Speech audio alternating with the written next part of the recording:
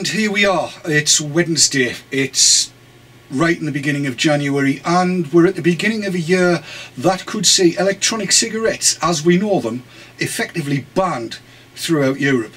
But tonight, as well as Sav alongside me as per usual, we've got, I would say, one of the most acknowledged experts in this field.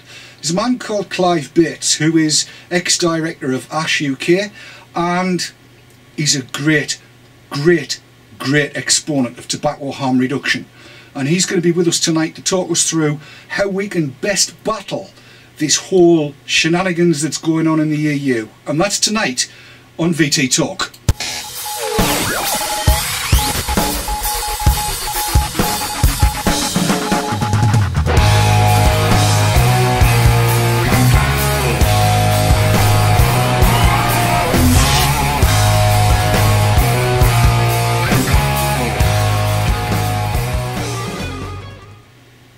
Yes, indeed. The man himself is actually sitting in his own studio. I'll bring him in. Clive, good evening to you and welcome to Vapor Trails TV. Good evening, Dave. It's a real pleasure to be here. I'm over the moon to see you here. I've been following your blog for the last few months, and what I'm reading is amazingly good stuff, I have to say. I've been really impressed by what you've been writing, and specifically, in fact, the latest advice on how to deal with MEPs and MPs and stuff like that. But before we get into that, can I pick your brains on ASH in terms of the UK? Yeah. We're kind of interested to know. I mean, it was 1971 it was started. Yeah, that's right. Yeah. And with the specific aim of protecting, I presume, the populace of the UK from the effects of smoking tobacco. Yes. Yeah, it was basically set up by the Royal College of Physicians, who'd written all these very, grand scientific reports on smoking and health, but were worried that there was nothing happening with the government, with the regulators and everything. So they wanted to see some action. So they kind of set up a political wing, and ASH, the birth of ASH was as the political wing of the Royal College of Physicians, basically. Right. Now, I've been trying to read up as much as I can on all of this.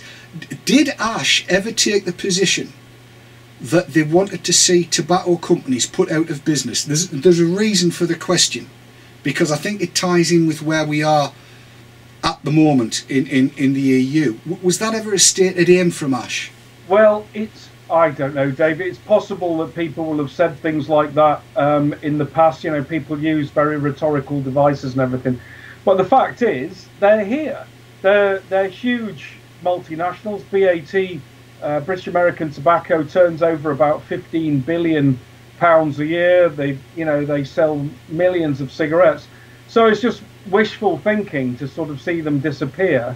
I think what I would say, and what we always took the view, was that, look, smoking's very harmful, very bad for you. It ends up being the burden of disease falls disproportionately on poorer people. It's a kind of wretched thing. Most smokers say they want to quit. Most smokers say they regret ever starting. It's basically consumption of a powerfully addictive agent, nicotine, plus a whole sort of set of ritualistic behaviours that go with it. So the question is, what do you do with that in society? Now, if you're successful, you'd expect the tobacco companies to shrink, and for them to lose business unless they diversified into other things. One of the bases for talking to tobacco companies, and ASH used to never talk to tobacco companies, but I started to, is that you might have a common agenda when it comes to harm reduction. You might be interested in producing tobacco products that do many times less harm, or even nicotine products that do many times less harm. Indeed, and that was one of the reasons that I asked the question, because now we see that British American Tobacco and Lorillard are entering the fray with electronic cigarettes. Yeah. And how do you view that particular entry of the tobacco companies into electronic cigarettes? Well, I personally think it's a positive development. I mean, what are these companies supposed to do? I mean, they've got horrible reputations, you know, kind of death dealing and lying and cheating everything. What if you're the chief executive of British American Tobacco, Lorillard, Philip Morris? What is the right thing to do? Well, I think the right thing to do is to enter this market, give your customers somewhere to go, whether it's through e-cigarettes or smokeless tobacco or new nicotine devices we don't even know about yet. Yes, that would be the novel products that the EU's already mentioned. Whatever. So, I mean, who knows what's going to come out in the future? Well, nobody. That's true to say. Although there are one or two things on the way from the likes of Nico Ventures, which may play into the market. But of course, when last BAT made any kind of an announcement, which was when they bought out CN Creative, they did say at that point in time that there would be what was it? The smaller vendors would need to look to their laurels because they're fully expected to see some form of really tight regulation going on. But the impression I get from reading your blog and talking to you earlier is that you don't favour really tight regulation, do you? I think there's a real danger with it, which is that it squeezes the e-cigarette market and the novel nicotine devices into a very narrow category, very buttoned down with restrictions. You can't say very much about it, you can't market it, you can't promote it, you can't have interesting flavours, you can't basically make it attractive. You can only sell it as if it's a medicine for quitting smoking. And the danger with that is that just fewer people will switch. I mean, I hope that's not the case, but there is that danger with it. So on the one hand, you have to say, well, we don't want lots of unregulated addictive agents on the market. But on the other hand, you've already got cigarettes out there, a category that's well over 100 times larger by value terms in Europe, pretty well unregulated, certainly not regulated as medicines. So why are you bothering about this, small insurgency, as I would call it, of e-cigarettes, which are starting to give some smokers a way out of smoking cigarettes? Well, yeah, exactly. Actually, having gone through that, Lytton, you've mentioned the Q word, the quit word, which is one of my least favourite in the whole planet, because I have the feeling it's been misunderstood for donkey's ages. And again, with your background in Ash, I wanted to kind of pick your brain as to how quit is understood in tobacco control and by Ash and by the powers that be, for want of a better phrase. Do they understand quit to mean total nicotine abstinence, or do they understand it to mean what a lot of e-cigarette users call quitting, as in they're no longer burning tobacco and inhaling the fumes? Which do the powers that be understand? Well, I think the former, basically. But I think the reason for that is that they've never really got to grips with the idea of alternatives like e-cigarettes. And therefore, they're concentrating on the dominant market. And it is massively dominant. I mean, even now, e-cigarettes are still a small category in terms of people who use nicotine. So most people who work in that business are thinking most of the time about cigarettes. And most of the time, they're thinking about stopping smoking and quitting completely. I mean, that's what everyone from Alan Carr to the NRT companies to No Smoking Day are all trying to do. They're trying to get you to stop smoking and just quit completely. The harm reduction agenda, which is much more nuanced, which gets you into your second definition, isn't on the radar to the extent that it ought to be. So they don't really think in that way. Right. Now, let's assume that the next 12 months sees us being successful in what we'll be talking about later, contacting MPs and MEPs and hopefully getting this nonsense thrown out of Europe. How then do we go about educating the tobacco control people about tobacco harm reduction, about e-cigs, about snus, about anything that delivers nicotine without delivering poisons? How do we go about doing that? Because we've been banging on the doors, and even with people that appear to be very sensible, they're just not picking it up, and I don't understand why. Well, I think it's happening, Dave, actually. I think people are starting to understand it. I mean, don't forget, there's more and more people vaping all around the place now, so you can't actually avoid it now. Even if your head was completely in the sand, you can't avoid seeing it. You can't avoid seeing incredibly powerful testimonies, for example, from people who've taken up e-cigarettes and what it's meant to them. You know, I mean, they might, you know, generally, traditionally in tobacco control, they haven't really bothered about the views of the user very much. They borrow, you know, the views of the people they're supposedly trying to help. They haven't bothered about those too much. What they're unable to avoid now, though, are the testimonies of people who are switching to these things, which are often very personal, very visceral, very powerful, that say, look, I've done this, it's changed my life.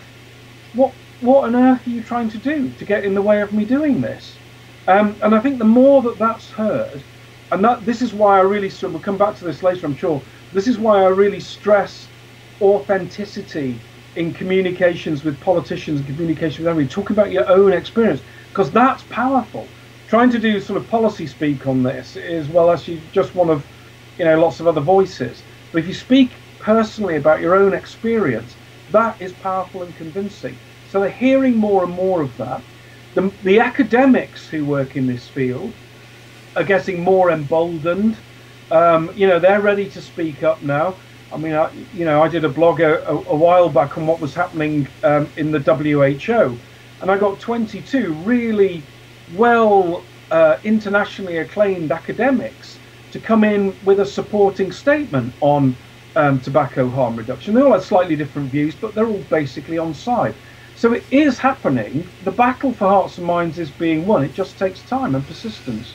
Indeed, indeed. Yes, I mean, I've got to admit, I went to see my own MP last Friday and sat with her for 15-20 minutes, there or thereabouts. Yeah. And she'd heard of e-cigs, but she didn't see many people using them.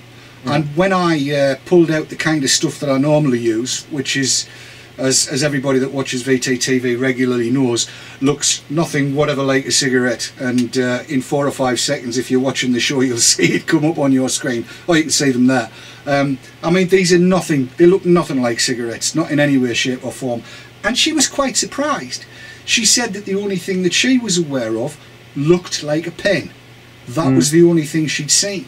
And I'm wondering whether we perhaps, in amongst the call to arms and the call to action that hopefully we're going to really cement tonight, whether we should also be calling for folks to just not be shy, get your e-cigs out and go marching around. E-cig pride, that kind of thing, the way gay pride was, you know, come out as a vapor, if you like. That's got to help, hasn't it? I think so. I mean, you know, in public place doesn't harm anybody. You know, it's just vapor, it just disappears into the background. You know, so not only are there the big health impacts, you know, and many times, 100 or more times less hazardous than smoking. I mean, who knows whether they're even dangerous at all. And then you've got the whole, passive smoking thing that a lot of non-smokers find irritating. Well, that goes away. Fire risk, that's another thing that goes away. I mean, what's not to like? Well, exactly. I mean, I've been using these things for 3.5, coming up to 4 years now. And whilst it hasn't made me look any better, I certainly feel an awful lot better. Yeah. And it's not of major interest to me, but my pocket's a little heavier, my wallet's a little heavier, the bank balance is definitely not as light as it was. As you say, what's not to like? Now, I'm going to bring Sav in at this point because I've been watching chat going fleeing past at a rate of knots, and I'm sure that there'll be barrel loads of comments in there. So Sav, what's chat been saying?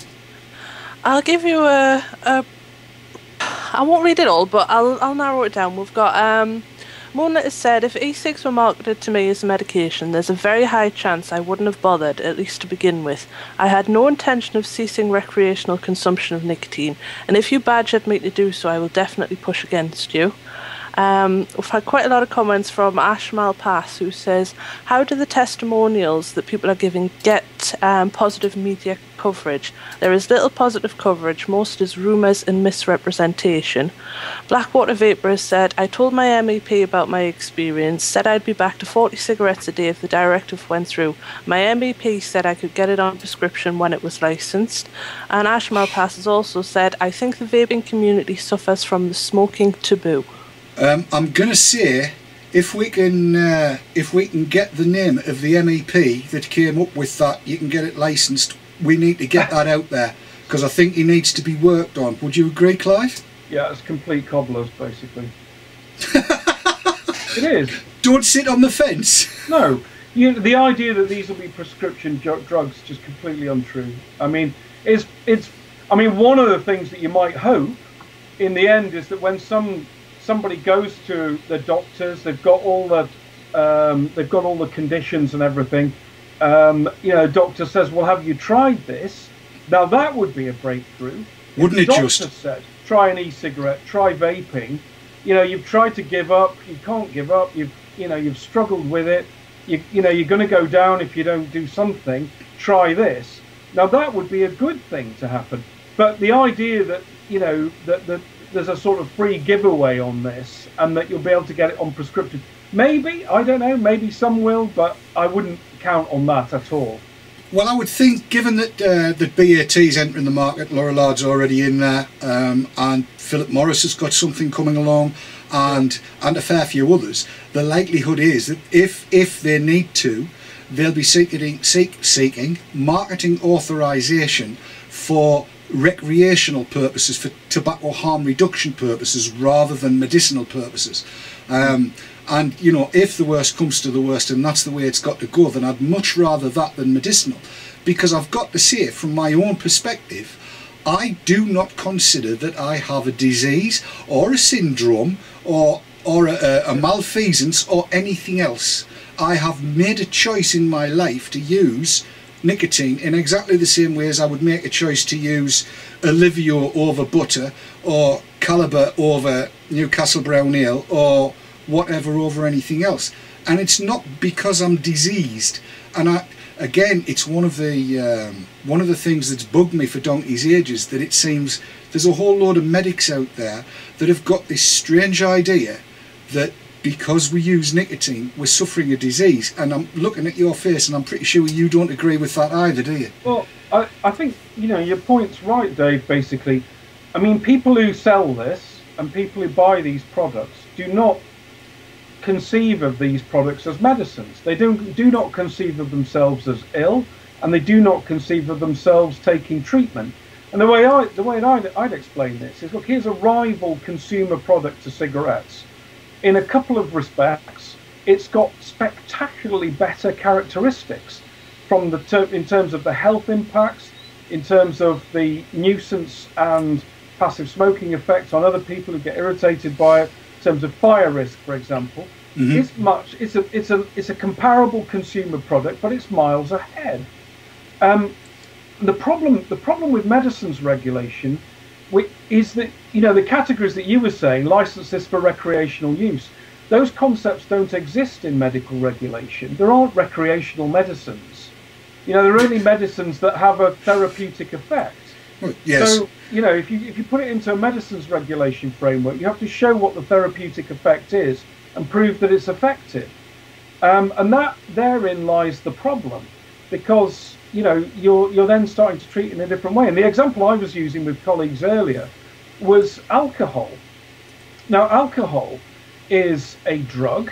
It has a profound and can sometimes very extreme effect on the brain.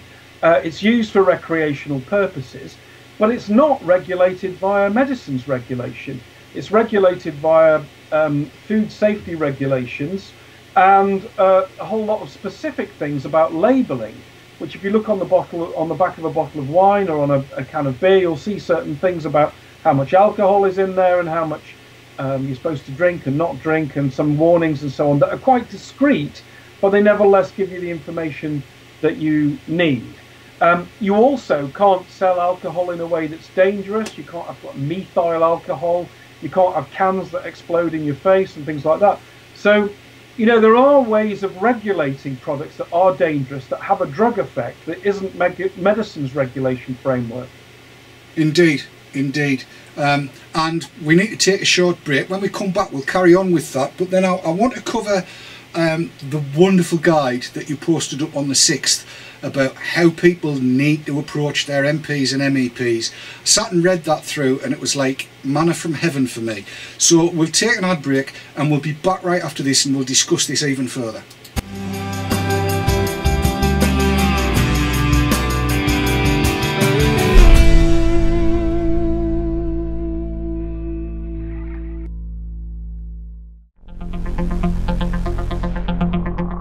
Vaporworld.co.uk sponsors conversation on VT Talk.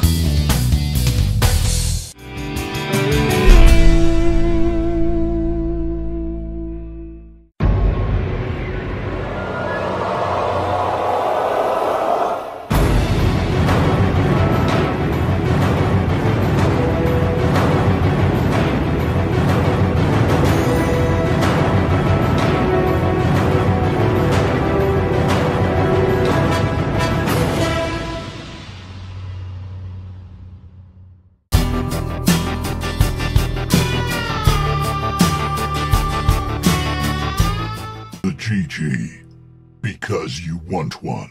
iVapor and iVapor Elixir, based in Yorkshire, for your e-cig needs. That's ivapor.co.uk and ivapor-elixir.co.uk. iVapor and ivapor-elixir.co.uk, proud sponsors of vaportrails.tv.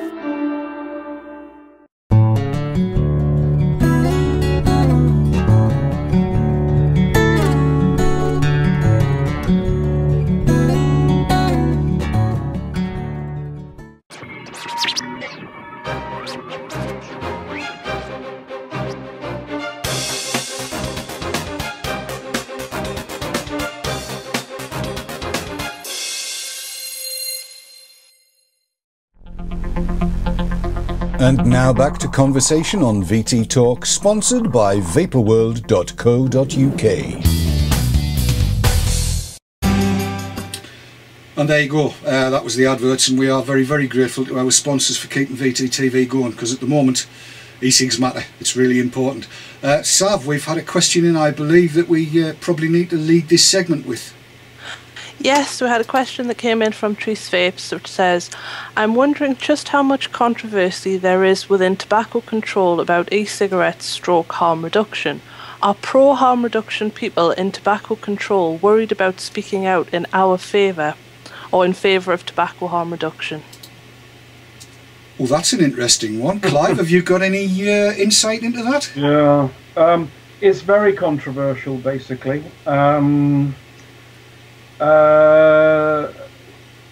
And I don't think people are willing to. I mean, there are some people who are a little bit reluctant to speak up, you know, because there's a lot of money involved.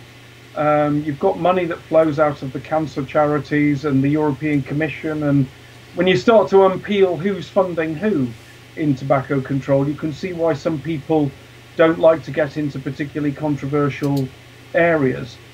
Also, there's a lot of people, just like anybody, who don't like a lot of conflict at work. You know, they don't like to find themselves in arguments with colleagues or other organisations and the rest. I mean, it's, you know, there are plenty of people who hold quite strong views on it in tobacco control. And again, if you see what some of them wrote in response to my blog about the WHO, you'll see some very strongly expressed views from some of the biggest experts in the world there, speaking in favour of tobacco harm reduction. The trouble is, these people tend to be, you know, they're big academics, they're very smart, they do good research and everything, but they're not always the vocal ones that are in the face of the politicians, in the face of the regulators. They're not the ones that are representing views to the European Commission. So sometimes the decision makers hear more from the vocal people and less from the well-informed people. Yes, it's a great shame, because the well-informed people have a tendency to tell it right, and the vocal ones appear to want to gild the lily. I mean, I think everybody that's got any form of communication now knows what the risks of smoking tobacco is, and we don't need any more. And I've got to be honest, this latest advert with a tumour growing out of a fag, it just causes most people to change to another channel, especially if they're eating at the time. But never mind. Let's go on to that the document that you posted up yesterday. No, not yesterday, 2 days ago, on the 6th, about who to write to and what to say. And I'm going to ask you to repeat yourself, basically. We've had a lot of people on a lot of the forums seeking guidance as to how best to go about individually lobbying, I suppose is the right term, the right people.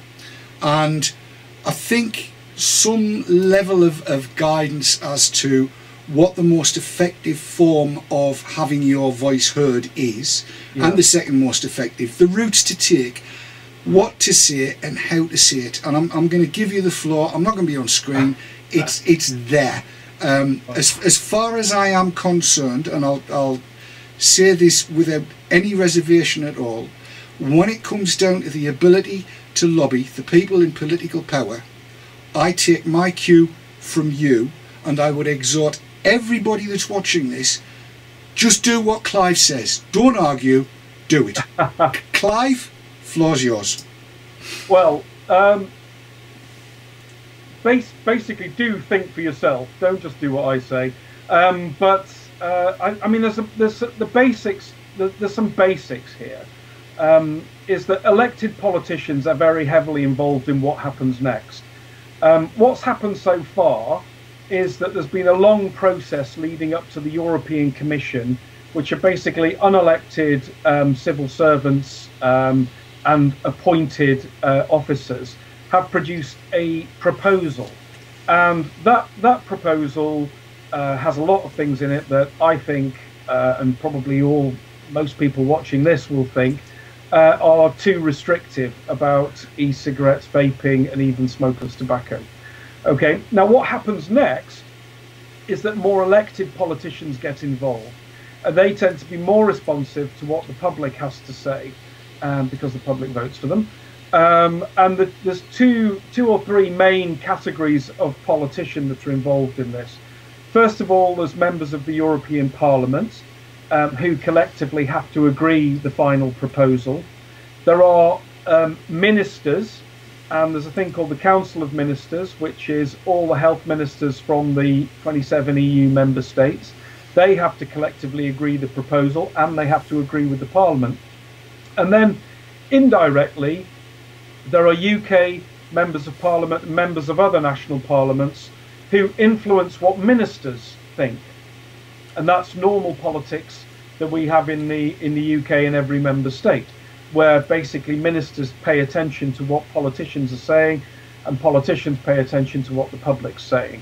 So that in essence is the decision-making landscape here, and this is all set out on this on my blog on CLiveBates.com, which you should be able to find quite easily. And so the simple thing to do is to start just by draft a letter. Draft up what you think about this, you personally, what you absolutely think about it, and use that letter to write to your MEPs, and you'll probably have half a dozen MEPs if you're typical, because of the way the MEP system is organised. You'll have one MP. You can write a letter to them, and that's got you started.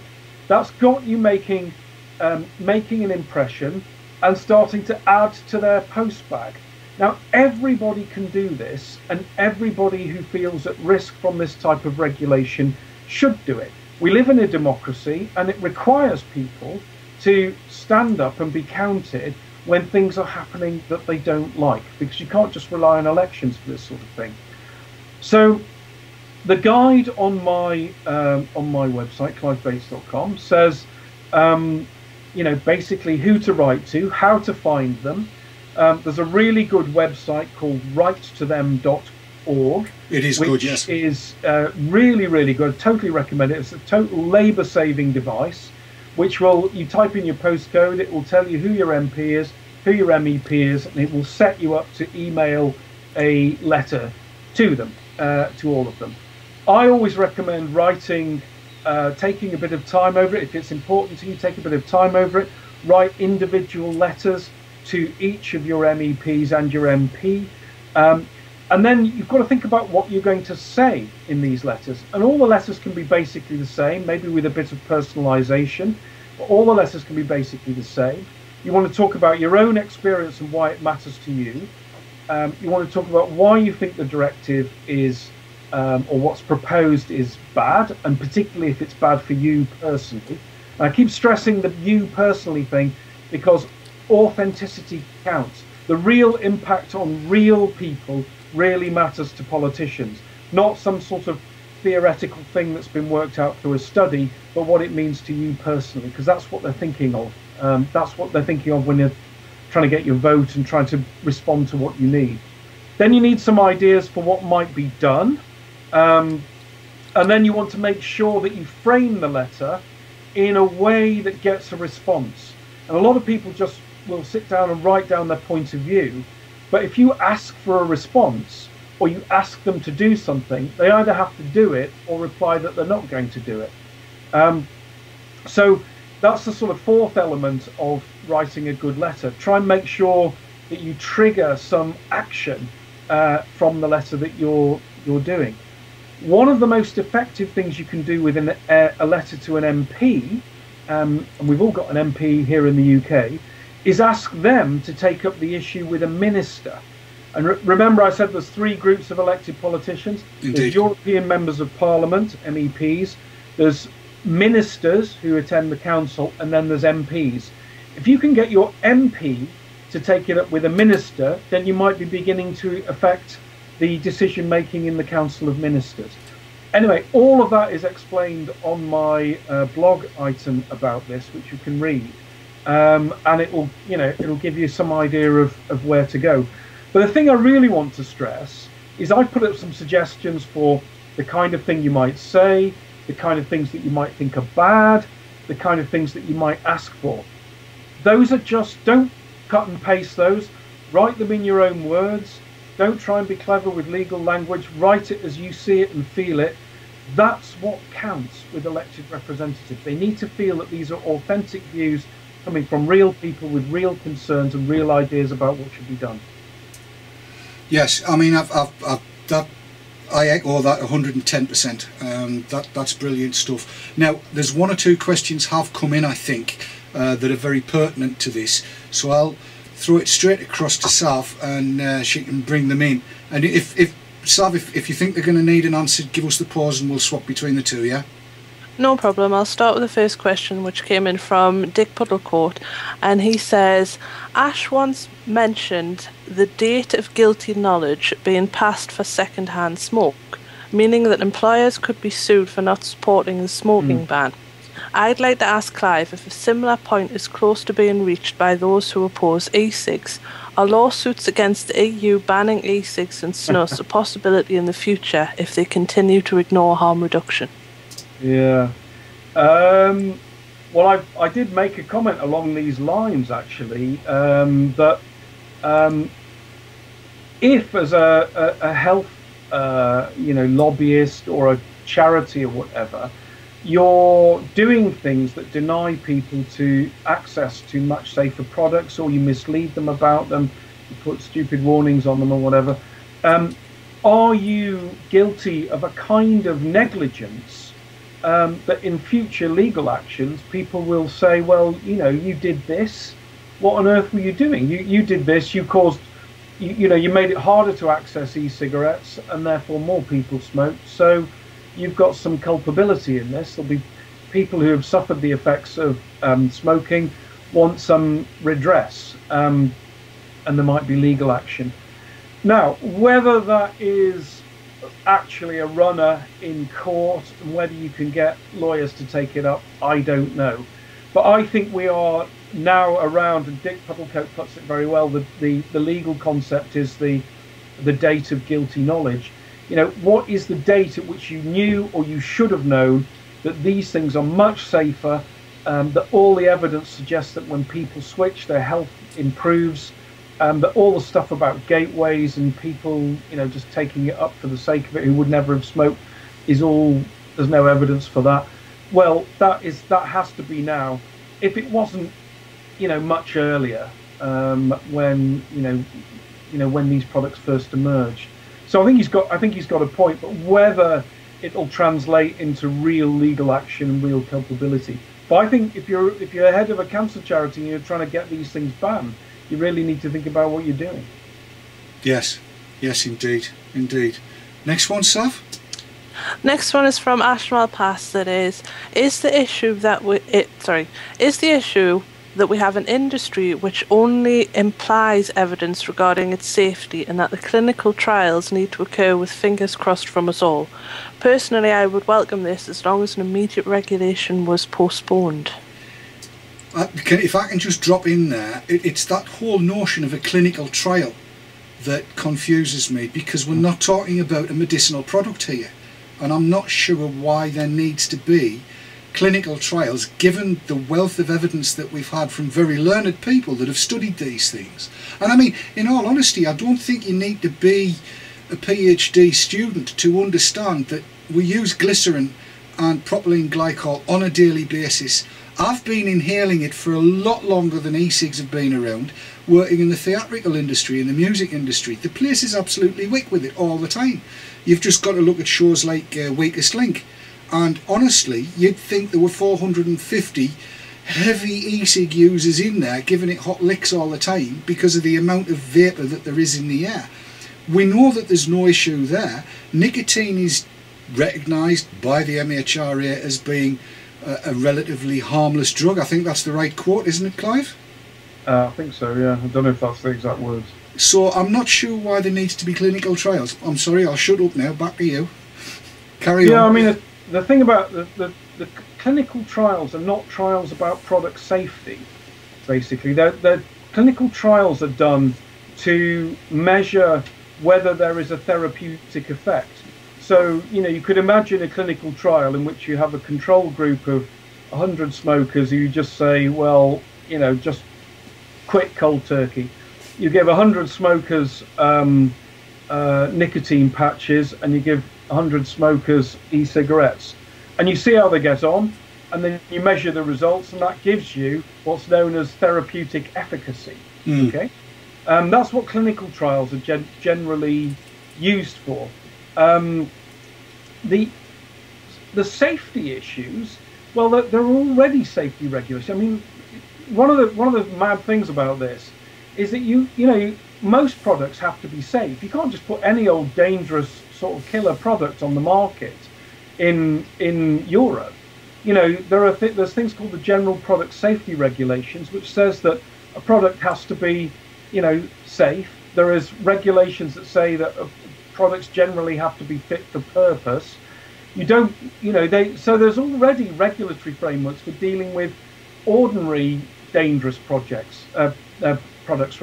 So, for example, the General Products Safety Regulations cover things like cigarette lighters, which is a little canister of inflammable liquid, which we pass around.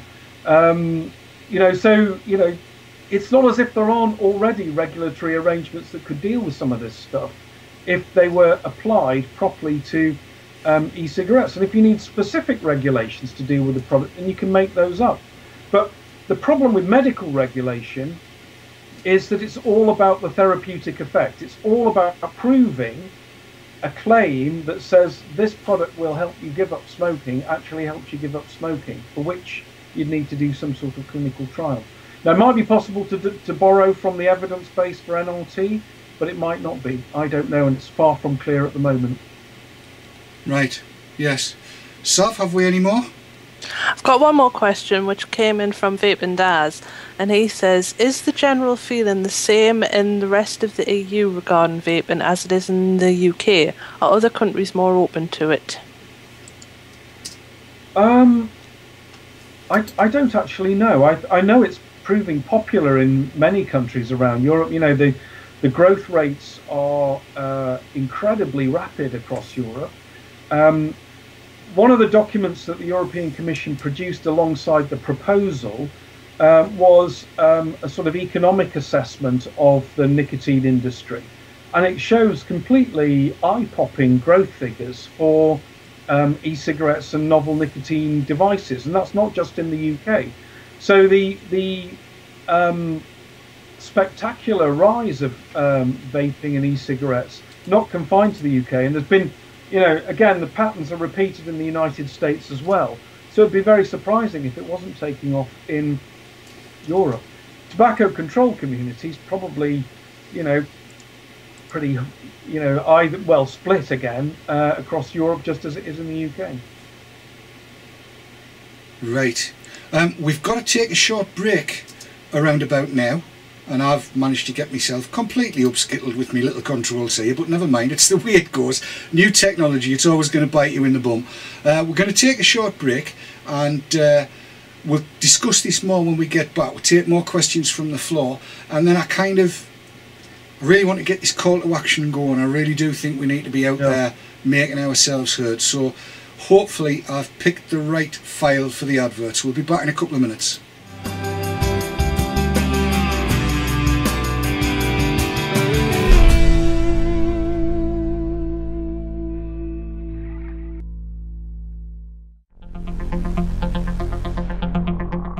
Vaporworld.co.uk sponsors conversation on VT Talk.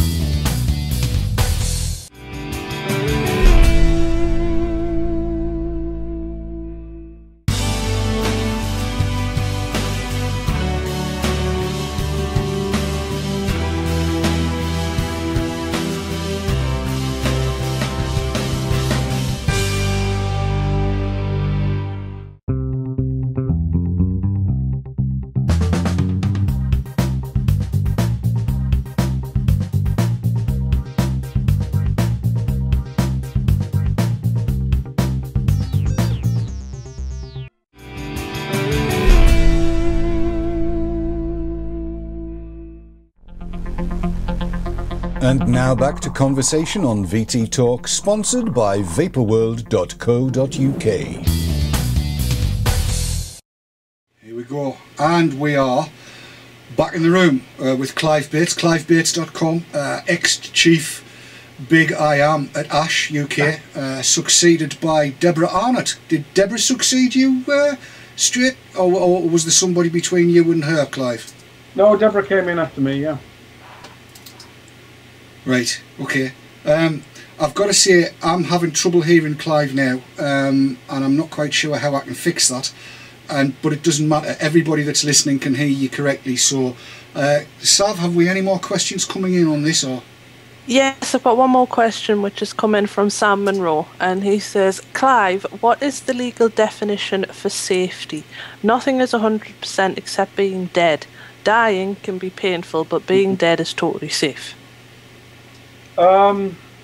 Yeah, I mean that's totally right and totally understood in the regulations. You know, I mean there's lots of products on the market that are, you know, not zero risk. You know, you get in a car, you're not at zero risk. So what the regulators generally do is try and set thresholds of risk that mean that the risks that you face are comparable with other sort of acceptable risks in society. So and when you, particularly in medicines regulation, they explicitly acknowledge this. What they try and do is create a balance of risk and benefit, and they want the benefit to be substantially greater than the risk. So I mean, you're totally right, and this is why about the word safe, it's not a useful word when it comes to any product or any behavior or anything really. Nothing's completely safe, but the regulation does tend to recognize that, or otherwise there'd be nothing on the market. So it can deal with it, and I think the risks associated with these products are, if they can be detected at all, they're down there with the normal risks that we expect in you know, kind of normal life in society, from, you know, having a couple of drinks, eating a lot of bacon sandwiches or whatever. It's that kind of thing. They're never completely safe doing those things, but you know, what would life be without those things? I just need to let you know I've managed to make a hash of what I'm doing here, so I'm fiddling with technology so that I can hear what you say, Clive. All right. So this is going to get in the road, and I do apologise for everybody watching. It's just getting sound out of one of these machines has not been easy. Sav, have we got anything else that's come through while I just try and fiddle? Yeah, I've just got a question that's come through from Happy Vaping. It says, do you believe that the issue here is the economic climate that has been introduced with regards to the fear of the pharmaceutical companies' investment losses, especially with their research and development?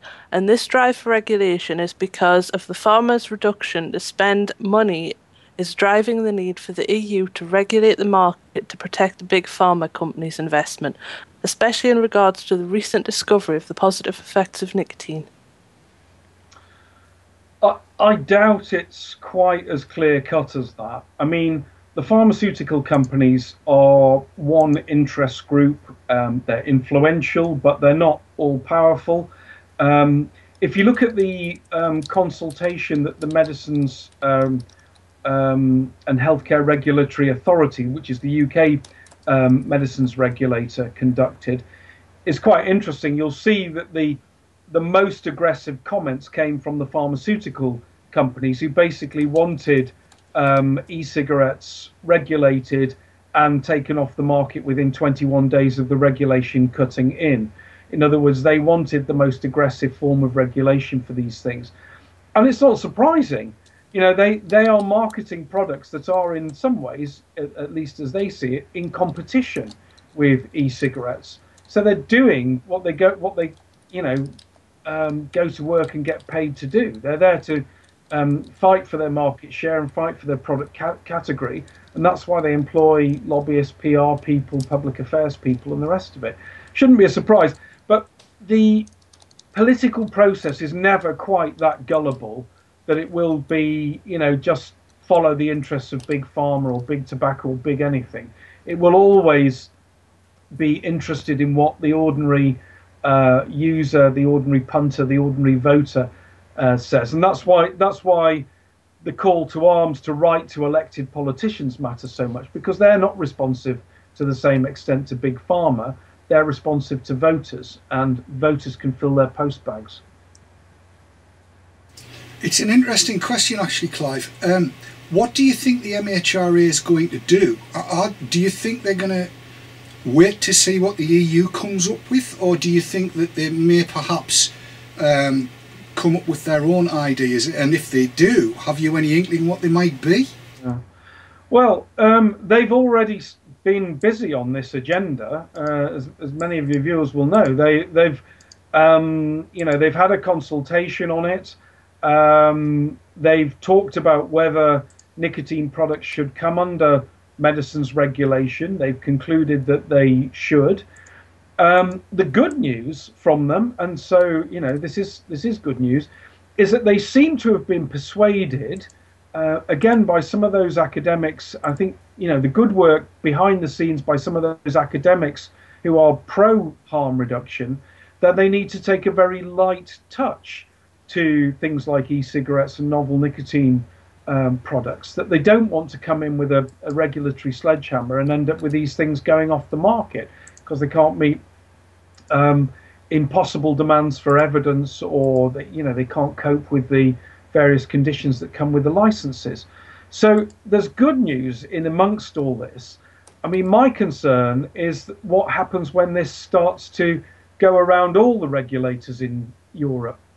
I mean, the UK MHRA is only one of 27 regulatory agencies, plus another one, which is the Europe-wide regulatory agency. What are they going to make of it? Because in the end, they all have to agree with each other. What would come out of that process of what's known as mutual recognition? Even if our regulator takes an enlightened view of it, what happens if someone in Germany, Poland, Slovakia, somewhere else doesn't? And that's the difficulty. We're opening ourselves up to a process that's very complex, very technical. We'll have quite a lot of politicization of it, and we don't really know where it'll end up.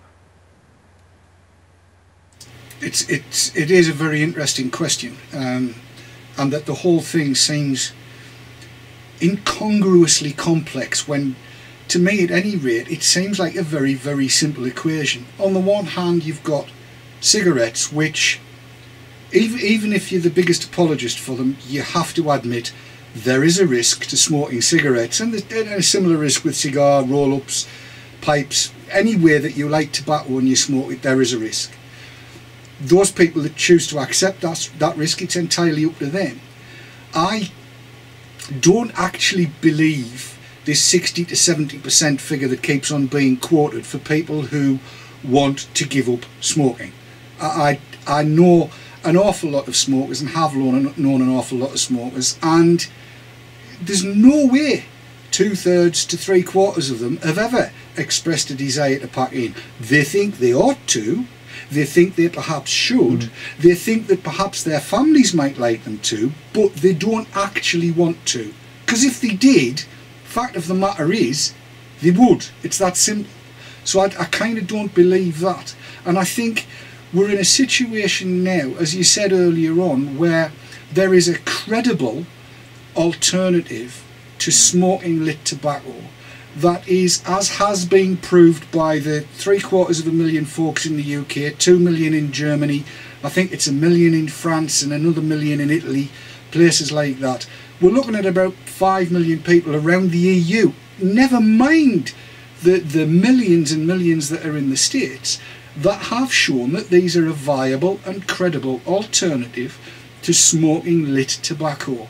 And for the life of me, I cannot see what the hell the EU is trying to do, why they can't just realise that here they've got an opportunity to increase the life experience of everybody, the quality of life of everybody that chooses to use them. And if they leave us alone to get on with it, I'm sure more and more people will take them up. But I'm also noticing that there's quite a large question has just come in, so I'm going to throw it across to Sav. Sav? I've got a lot of questions that are coming, but I'll read this one first, which is just coming from Kerry Henderson, who says, Clive, how are the MHRA able to license supposed harm reduction products that in fact cause a risk to a percentage of the users? In some cases, a particularly high percentage when taking into account the force used to attempt those with breathing disorders onto a product just as dangerous due to its chemical makeup. Inhalators and spray also come with a warning not to be used by those with asthma, COPD and emphysema, yet these products are still prescribed to this particular group. Well, you know, I mean, pretty well every medicine that gets regulated comes with, you know, so-called contraindications, you know, which is situations in which it shouldn't be used. And we often, you know, get, you know, you often see, you know, this product shouldn't be used by pregnant women. It shouldn't be used by people who are taking other types of drugs. Shouldn't be used by people with asthma. So I think, you know, it's pretty reasonable if a specific product is dangerous, you know, and you get this with food. Remember, on the back of a lot of food products that you can pick up in any supermarket, you'll see warnings that say that, you know, this is not for people with dairy allergies or gluten allergies or whatever. So, you know, the idea that otherwise benign products can be harmful to some people isn't an unusual concept and isn't really specific to medicines or to vaping. And I think you should be able to deal with that without too much drama. Does that answer the question, by the way?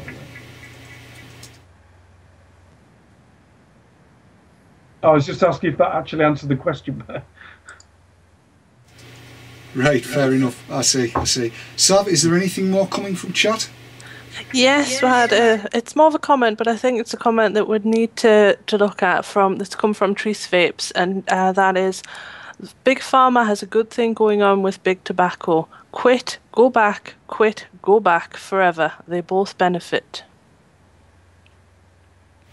Yeah, I've seen the what I call the circle of tobacco life happening quite a lot, and it is exactly what Tree says.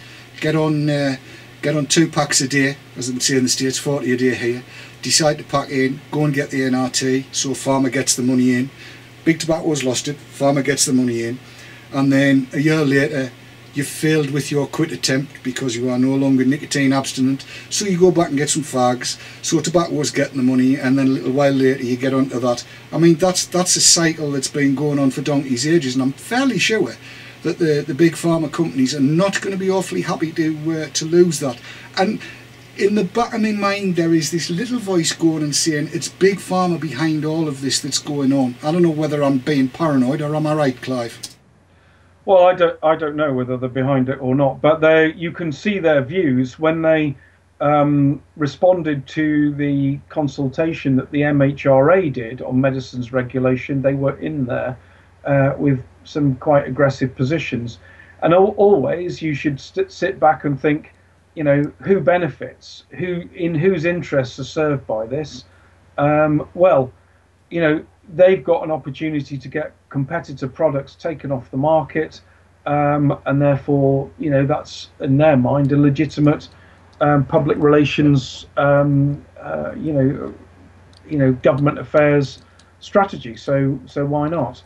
I don't ever go with big conspiracy theories about, you know, kind of dodgy men sitting around big tables with tobacco industry on one side and pharma on the other, you know, plotting how they're going to sort of, you know, use your lungs and your, you know, your blood nicotine for the greatest possible profit between them. I mean, they just don't work that way. They would never be found in the same room together plotting. I just don't believe they would do that. It happens that way because, you know, nicotine addiction is, you know, as they would express it, a sort of chronic relapsing dependency condition. And as it happens, people, you know, they quit, they start again, they quit, they start again, and so it goes on. And as you, I think, said, Dave, you know, if they can find a once and for all way off of that cycle, you know, that's pretty threatening. Yes, indeed it is. And we are fast running out of time. Clive, I would like you, if you would, please, to tell everybody what they need to do, and let's see if we can get them doing it. It's over to you. What do we need to do with MPs and MEPs? Okay, the first thing you've got to do is be, you know, get out of your chair and take some action here. You know, nothing will happen unless we get the politics to actually work here, and that means everybody. Nobody is too grand or too humble to write letters and get busy. Everybody should do it if they think they've got a stake in it.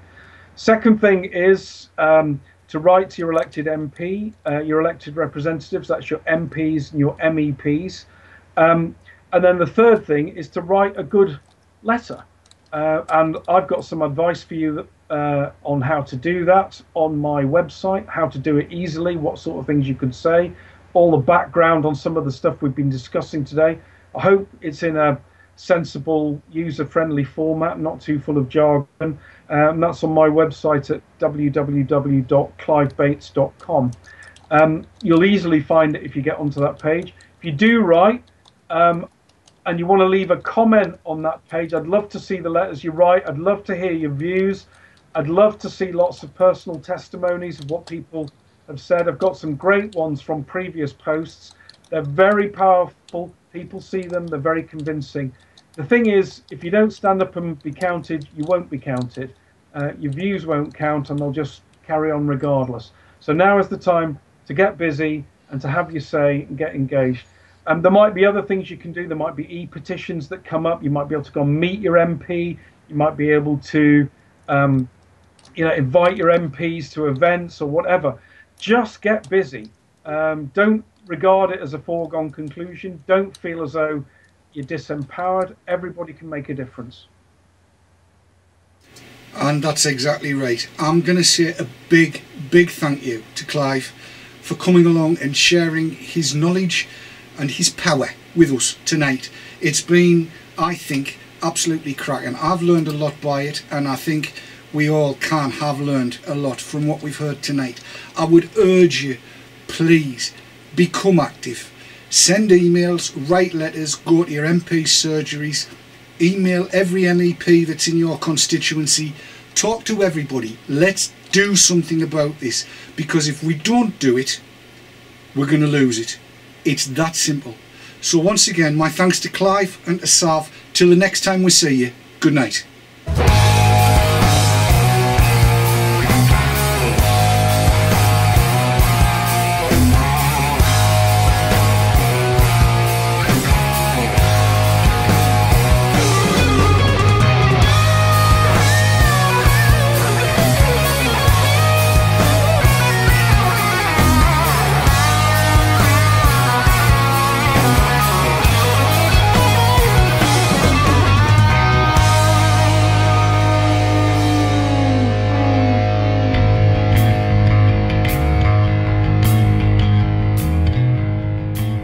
VT Talk was sponsored by Vaporworld, introducing the straight-up range of e-liquid from the USA containing real tobacco extracts.